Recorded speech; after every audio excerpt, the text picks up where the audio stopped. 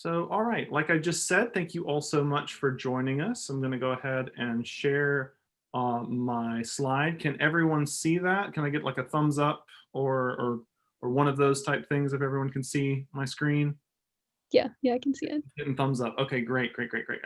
Okay, so this is a presentation that's going to focus primarily on the Barry Goldwater Scholarship and the Harry S. Truman Scholarship, but more broadly, it's an advertisement really for the National Prestigious Scholarships Program. And I am the fellowship advisor on Auburn's campus that runs and coordinates that program. And so basically, I'm here to tell you a little bit about what I do, tell you about these two awards, and hopefully encourage you to get started on an application for them. But before I get too far into that, I do want to say that National Prestigious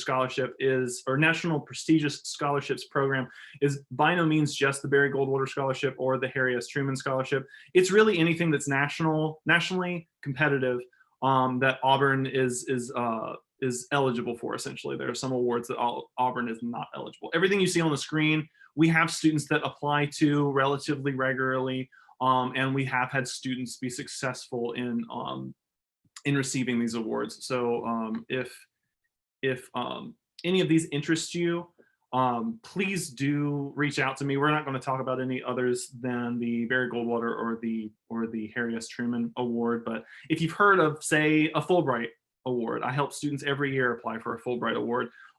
You can reach out to me to talk about those. It does not just have to be about these two that we're going to talk about today. Before I go any further, though, I do want to have you all sign in for me. This is helpful in me being able to contact you and keep track of you. But also I'll be able to reach out to you after this, and then you'll go ahead and have my contact information. So, if you don't catch my email address at the end of this, that's okay. I'm actually going to go ahead and drop the shortened URL that I created for this in the chat, just in case the QR code isn't working for you. But you should be able to just take out your phone, scan it, and then fill out a really quick survey. It's just your name and your email address. That will help me out a bunch. Also, if you happen to be here for Honors Forum, which you might be, this is how you would receive credit for being a part of this. So just fill that out for me really quick. Super appreciate that. Okay, so for today's info session, what we're going to do is I'm going to talk about the different reasons that you could have for applying to an NPS award, basically the various benefits for applying to a nationally prestigious award. We'll talk about timelines and deadlines kind of broadly across, these specifically the types of awards like Barry Goldwater and Harry S. Truman. Then I'm going to tell you a little bit about how I can help you, what you could expect from me as a fellowship advisor in this process. And then we'll get into the nitty gritty of Goldwater and Truman. I'll do a synopsis of these two awards, the campus process, the application components, the desired characteristics, and all of that. And then we'll have some time for questions. So first of all, I always like to start off with what are the benefits of these awards. And both awards we're going to talk about today obviously have a monetary component to them. They are both, at the end of the day, scholarships to pay for school. Some of the other awards that I advise for aren't just money, but most of them do have a strong monetary component. But I do want to emphasize that this is not just an opportunity to secure some funds for an academic endeavor, okay? It is your opportunity to set yourself apart within your field. So for some of these awards, they're very geared towards STEM majors and scientists and researchers. So you'll have the opportunity to set yourself apart as a scientific thinker. Some of them are very focused on public policy and public service. So you'll be able to showcase yourself as a change maker in society. Being selected for these awards do by and large make you very competitive for other opportunities later on, both applying to graduate school and getting jobs. If you're selected for one of these awards, you will very likely be very competitive for future things. So it's not just in the moment of receiving the scholarship that's going to benefit you. It's being able to say that you are a Goldwater scholar or you are a Truman scholar later on down the line will definitely benefit your career. It will expand your network opportunities. These awards kind of open the door to a network of all other recipients for those awards. Some of these types of awards also make you more competitive for jobs within the government. Specifically, non-competitive hiring status is applied for some of the awards that recipients of awards that I advise on would then be eligible for non-competitive hiring status. You also will, I mean, this is kind of related to both of these previous points, is that success in one award does actually pave the way for you to be successful in other awards. The whole idiom of success begets success, I think, is important to emphasize here. So that's if you are selected for an award, right? You are eligible for networking opportunities, you gain competitive advantage, all of this great stuff. But they are very competitive. So I also think that it is worth talking about the benefits of just the process of applying. And this is what I like to stress, actually more than anything, as a fellowship advisor. So the process of going through one of these types of awards will benefit your career whether or not you are successful and whether or not you're actually selected for that award. These applications require you to, for some of you maybe the first time, to sit down and deeply think about your career, deeply think about your goals, deeply think about your interests, and then put pen to paper and write them down in a way that you may not have had to do yet. And having that opportunity to deeply reflect about you and what makes you who you are and what makes your goals important to you, and having to justify them in basically what are a series of argumentative essays, is incredibly insightful. Students, whether or not they're selected for those awards, they always leave the process saying to me, I feel more prepared to apply for something else. I feel more prepared to move forward in my future because I had this time to sit and really think about what I'm doing. You'll also have an opportunity to receive critical feedback on your writing. There's a lot of writing with all of these. And part of what I do as a fellowship advisor is help provide you with feedback, or at least point you in the right direction to get feedback on this. Very valuable, especially in such a low stakes environment of an application for a competitive award. Getting that sort of critical feedback, super important for you as a developing writer. You will also have the opportunity to propose a project or a plan of study that excites you. And this is what's really cool, is that when you propose a project or create a grant, you're able to, really flesh out an idea that very likely could happen.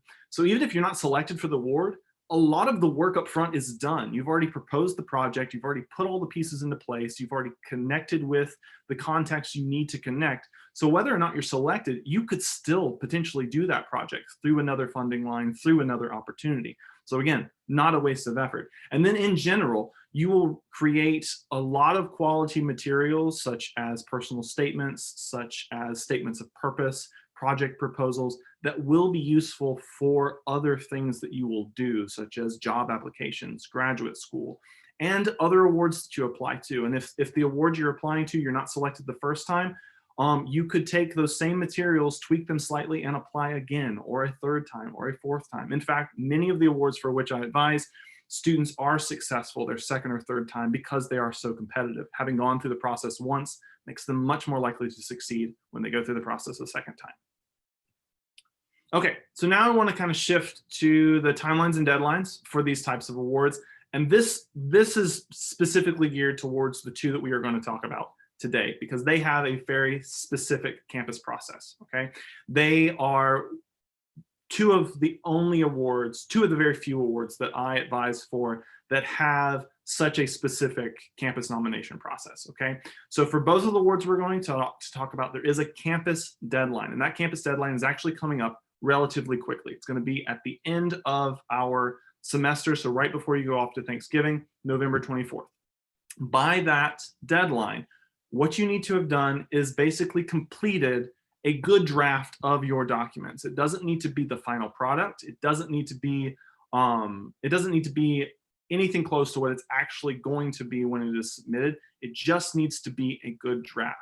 And the reason that we need it so early is because there is actually a nominating committee for both of these awards, both Goldwater and Truman.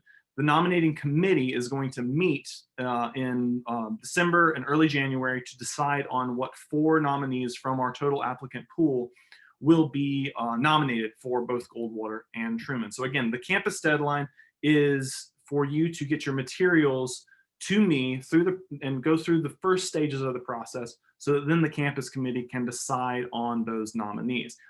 After the campus committee decides on the nominees, then we'll start the application finalization process throughout January. So this is when we'll be soliciting your letters of recommendation. This is when we'll be finalizing all your written statements, and I will be working very closely with you to figure out exactly what is going to make for the best statements throughout your application. And then we'll also be gathering all the other required materials and putting the finishing touches on things, right? So then the actual national deadline for both of these awards is right around, they're right around each other. So one is, the Goldwater deadline is January 29th. The Truman deadline is February 2nd. But what that really is my deadline to hit submit on these final nominees awards. It's not necessarily a deadline for you in as much as I hit submit for these awards. You make sure that all of your materials are perfect and ready by this submission date, if that makes sense. Okay. So in terms of timelines, I would say that you need to start as soon as possible. I just said that the campus deadline is coming up really quick. So start planning as soon as you can to be able to put together your drafts.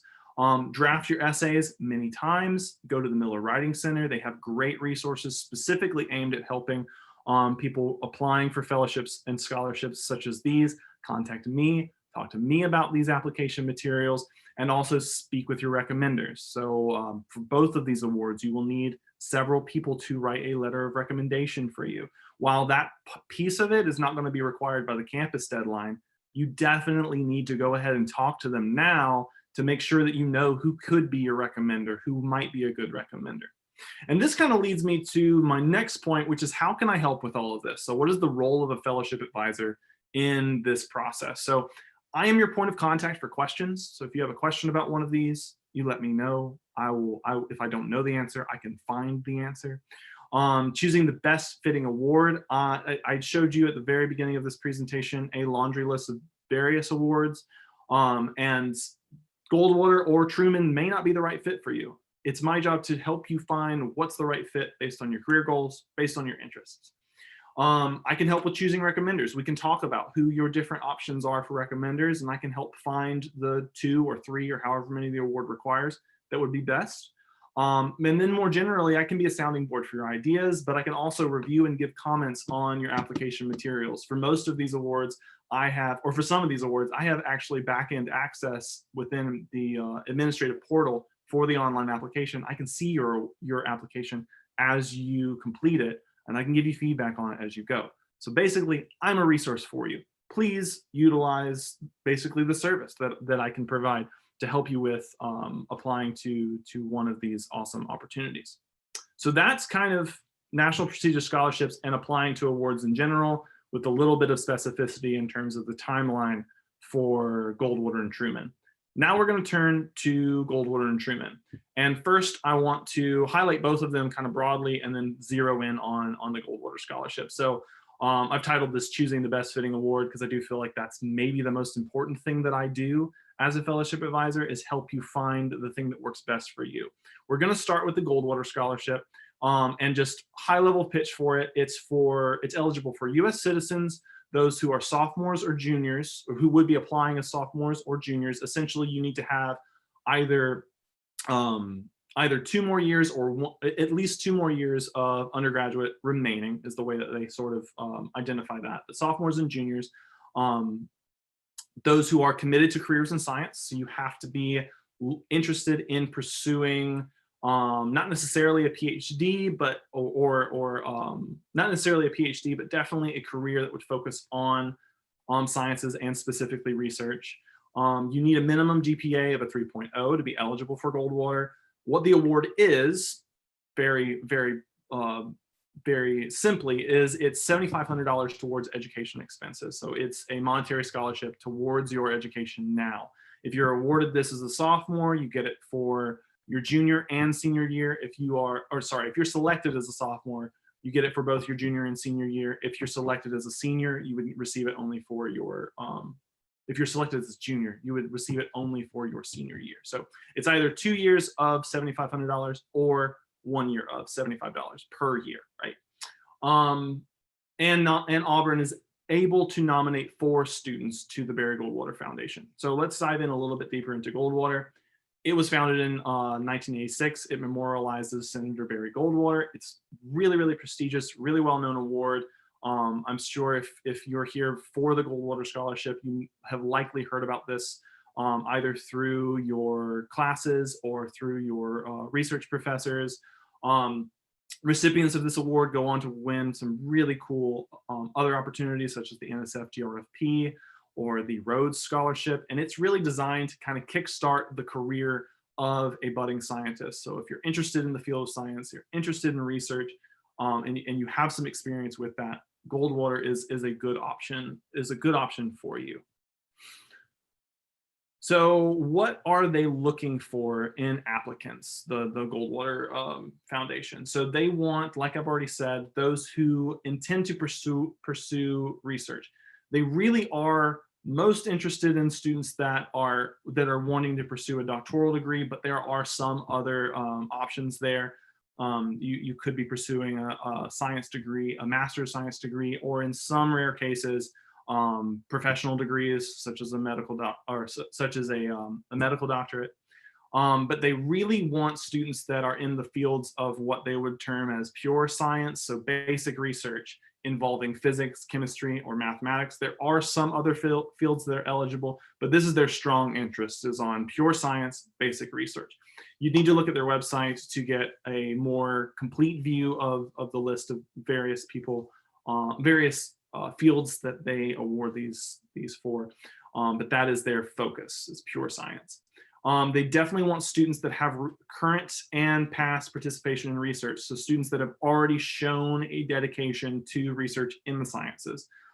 Generally, students that are awarded this also have had their hand in publishing research or giving professional presentations, not required by any stretch of the imagination, but that is definitely a characteristic that they are looking for, people who have already moved forward in producing scholarship, right, within their field.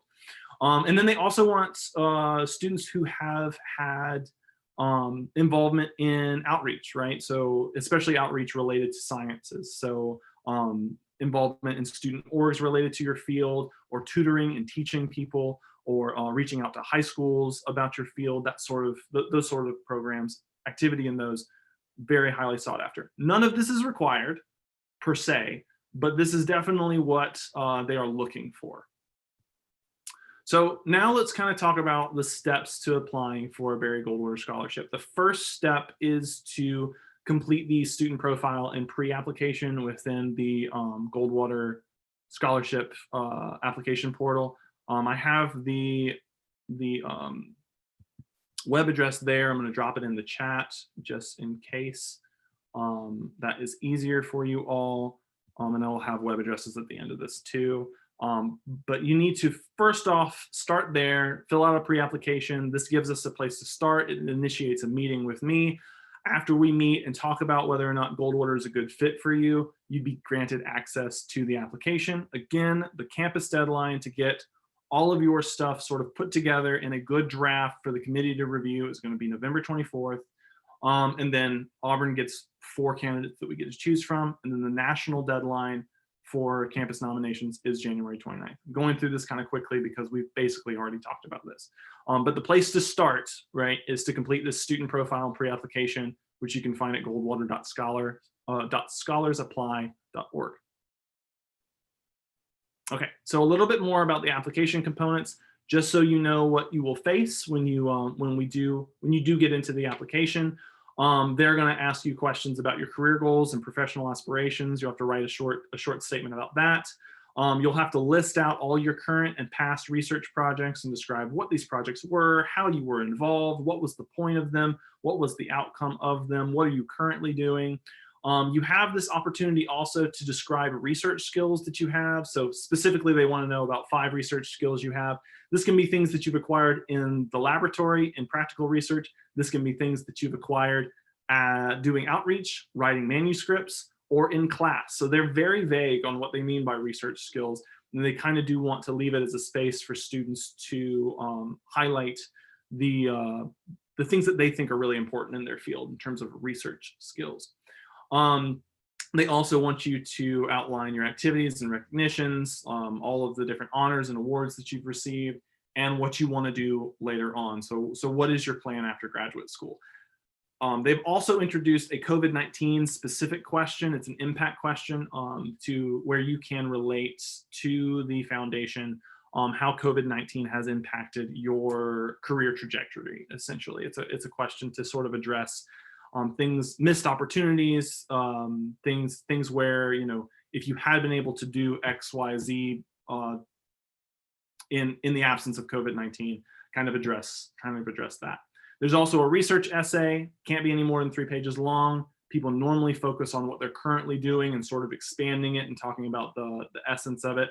And it's really your moment to demonstrate that you can think like a scientist, that you can propose a project, that you can think through from hypothesis to results, what a research project looks like.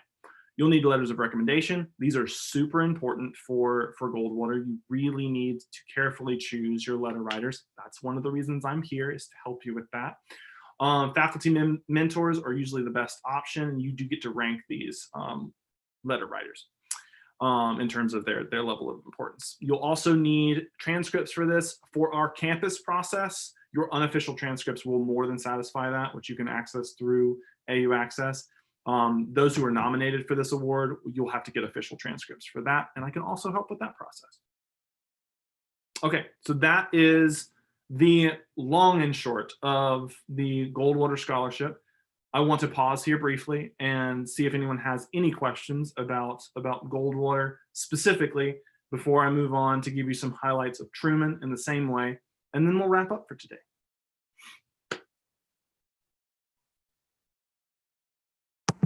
I had a question. Yeah, Madeline, how can I help you? Yeah, so you say Auburn nominates 4 students and the scholarship itself nationally is competitive. How competitive is it to be nominated by Auburn? How many students typically apply for Goldwater?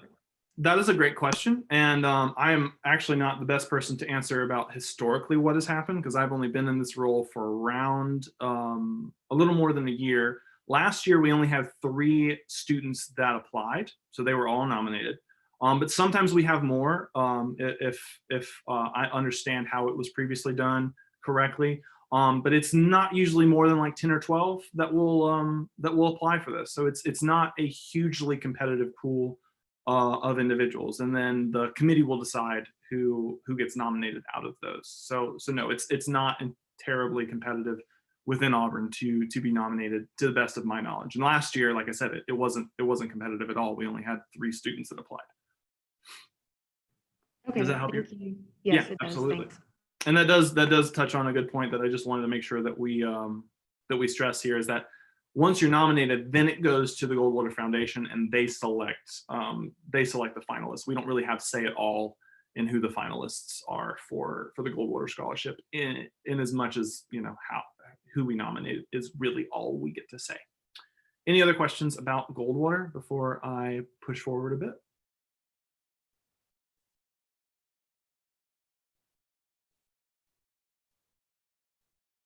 Okay, so now we're going to turn to the Truman Scholarship. It's also for U.S. citizens only. This one is only for juniors, and it is for those who are committed to careers in public service. It's actually $30,000 for graduate school.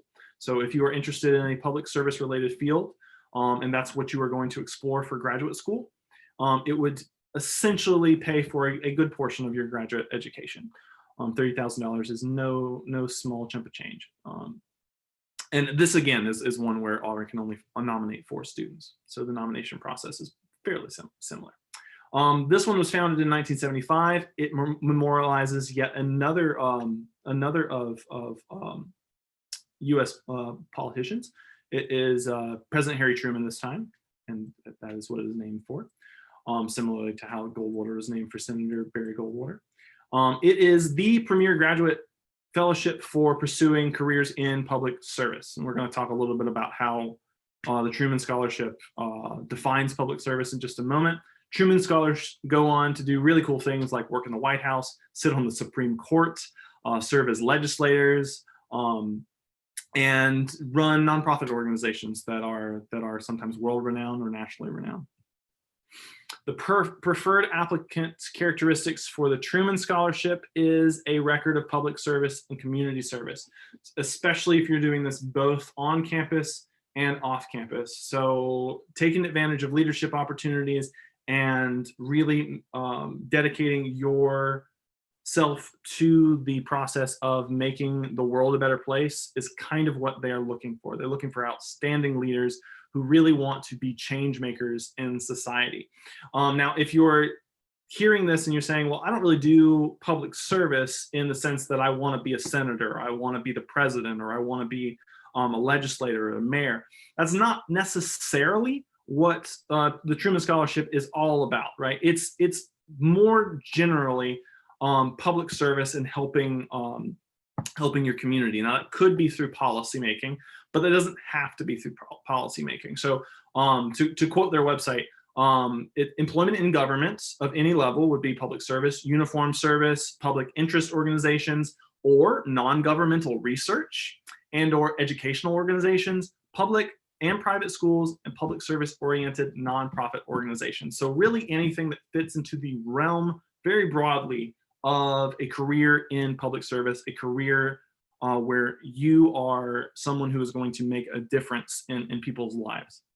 I'm not going to read all of these out, but this is their preferred graduate degree intentions. So they are in a variety of different fields and subfields, is what they prefer for Truman Scholars to pursue. That said, you can do a variety of other things as long as you can clearly demonstrate in your application materials how those other degree programs might fit into the realm of public service. So even though medical field, physical sciences, business degrees, even though those are not represented here in the quote unquote preferred graduate degree intentions, they don't make you ineligible to apply for this. As long as your long-term intentions or your future intentions for that degree program is to be a public servant, to do something in the service of others. So campus process, pretty similar actually to the Goldwater campus process. This one doesn't have like a pre-application like the Goldwater one does, but you do need to contact me. We can discuss your service record. We can discuss your interest in Truman, decide if it's a good fit or not, and then I'd give you access to the application for the Truman Scholarship. Again, the deadline is going to be November 24th for this to make it all the same. And again, all of the components need to be completed for you to be considered. Your rec letters don't need to be in by this time, but all the other pieces that you're responsible for do need to be up here.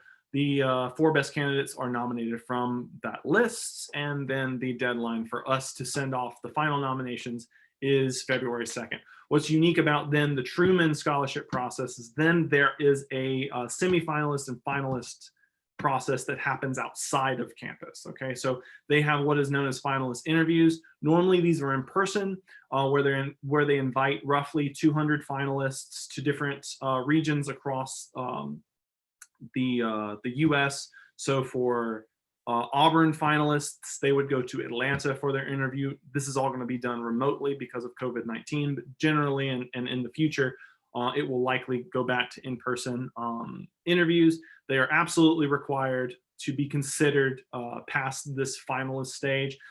Interestingly, though, they're pretty famous for being kind of antagonistic in nature. They want to test your ability to defend your opinion and the policy that you are proposing as a part of this as a part of the scholarship. So there is definitely an interview piece to this if you are selected as a finalist.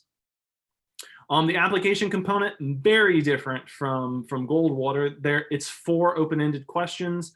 The first several are all about detailing your public service record. This is probably the most important question or series of questions on the application. They really are looking for people with sustained participation in public service for around 2 years. That's not a hard and fast rule per se, but that is something that they are looking for.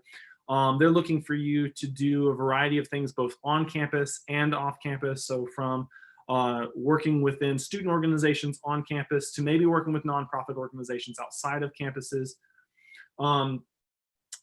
And just to hit the point home, this is really, really important. You being a really, really strong contender in terms of your academics or your ability to do well in graduate school won't necessarily make up for a lacking service record. In fact, the service record is so important that it would elevate those with a less than great GPA, with a less than great scholastic achievements, to being really strong contenders, even despite, say, their less than great academics. So service record, super important. Already being committed to service, very important. Most of the remainder of the questions are leadership and personal statement related questions. So where you can identify a little bit more about who you are, what your interests are, what are some moments in which you have shown your leadership ability, and what's your motivation for a career in public service. You can see sample applications for more details. They actually have sample applications, a sample of the entire application up on their website. Again, I'm going to copy and paste this into the chat if I can grab it this time. Zoom's been so nice to me throughout all of this. There we go. And let's throw that in the chat. So if you're interested in this, make sure that worked. Yep. There we go. So if you're interested in looking at the sample application, you can find it there, bookmark that. Outside of those 14 questions, there's also a policy proposal that's required. So this is where you get the open-ended chance to describe a problem in society, something that makes you really mad, something that you think needs addressing right now, and give your pitch for how to solve it using policy. So it's a really cool opportunity to just dig in and get fired up about something that you really want to make a change with, and describe how you're going to do that. You also need to, in this, identify the obstacles that you would face with implementing this policy, and specifically walk us through how you might implement this. And so this is a statement that I would highly recommend that you talk with your advisors and mentors on, even outside of me, to figure out how this would be implemented. Talking to people who are familiar with public policy is also really, really useful in this. It's a 500-word essay, essentially, but it's a very argumentative essay in that you are describing the policy that you would impose if you were a legislator, or if you were, or that you would propose if you were a legislature, or if you were someone in government. There's also 3 recommenders that are required for this as well as some other application materials like your transcript. Neither of those, the transcript or the recommendation letters, are required by the campus deadline. They'll definitely be required by the nomination deadline. So, like I said, it's going to be around 30 minutes or so. This is all my contact information. So again, the end product I want from this this information session is for you to find out about what I do, that my office exists, and that I'm here to help. So please take a minute to write down my email address. I'm going to put it in the chat as well. And please contact me if this or any nationally competitive award interests you. Let me see if I can find the chat again. Oops, let me put that back up. Sorry. But this is a time when I'll go ahead and take any questions that you have about anything that we've talked about how you go about applying for these awards in general. And I'm going to put my email address in the chat.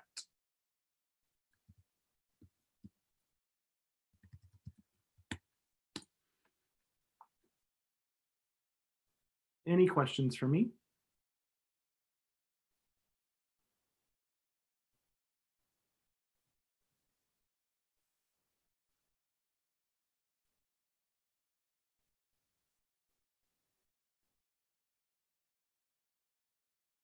Okay, well, I'm not going to take any more of your time. At this point, I'm going to, if there are no questions, I'm going to go ahead and stop the recording. But I will stick around at the end of this just in case anyone has a final question that they want to just ask me. Otherwise, thank you all so much for attending, and I look forward to hearing from all of you.